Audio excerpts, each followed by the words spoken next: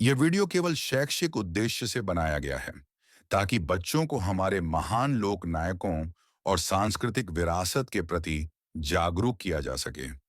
इस वीडियो की सामग्री इंटरनेट पर उपलब्ध जानकारियों एवं कुछ पुस्तकों पर आधारित है। यदि इसमें कोई त्रुटि रह गई हो तो कृपया उसे नजरअंदाज करें और क्षमा करें। हमारा किसी व्यक्ति, समुदाय या परंपरा की भावना को ठेस पहुंचाने का कोई उद्देश्य नहीं है। ना ही हमारा मकसद किसी भी प्रकार की गलत जानकारी फैलाना है। धन्यवाद। एपिसोड 2, नागमणि का रहस्य कहानी।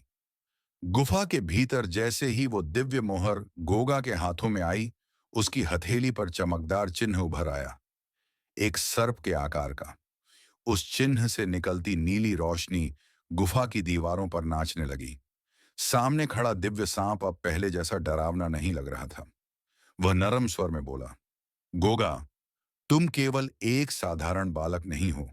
तुम्हारे जन्म के साथ ही एक भविष्यवाणी जुड़ी है। भीरो और काली हक्के बक्के रह गए। गोगा ने पूछा, कैसी भविष्यवाणी?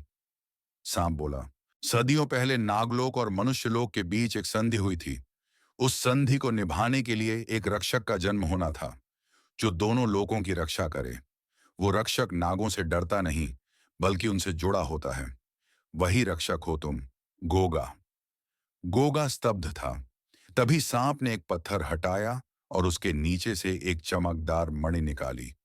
वह थी नागमणि। यह नागमणि शक्ति का स्रोत है, सांप बोला, लेकिन इसके साथ जिम्मेदारी भी आती है।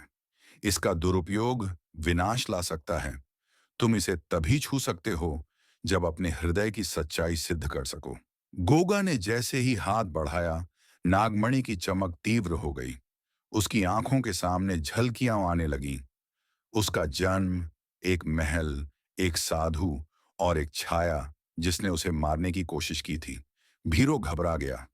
ये क्या हो रहा है गोगा? गोगा ने मणि को छुआ और एक पल के लिए पूरा गुफा रोशनी से भर गया।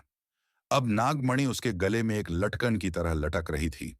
सांप मुस्कुराया, अब तुम नागलोक के रक्षक बन गए हो, लेकिन ध्यान रहे, अब तुम्हारे पीछे वे शक्तियां भी लग जाएंगी जो इस मणि को चुराना चाहती हैं। गोगा ने पूछा, कौन है वो शक्तियां? सांप बोला, एक काला जादूगर, काल भैरव। वह वर्षों से नागमणि की ताक में है। तुम्हारे जन्म के साथ ही उसने तुम्हें मारने की कोशिश की थी। तुम्हारे माता पिता ने तुम्हें बचाने के लिए गांव में छुपा दिया। गोगा की आंखें भर आईं। क्या मेरे माता पिता अभी जीवित हैं? सांप चुप रहा, फिर बोला, उसका उत्तर तुम्हें गुफा के दूसरे दरवाजे के पार मिलेगा, लेकिन वहां जाना आसान नहीं होगा। गुफा में एक और दरवाजा खुला। वह कांटों से ढका था और उसमें सांपों की आकृति की कुंजी लगी हुई थी। गोगा ने पूछा, क्या हम अब उस दरवाजे से जा सकते हैं? सांप ने गंभीरता से कहा, अगर तुम तैयार हो तो हां, पर याद रखो, उसके पर तुम्हें सिर्फ सच्चाई नहीं, अपना डर भी मिलेगा। अंत में सस्पेंस।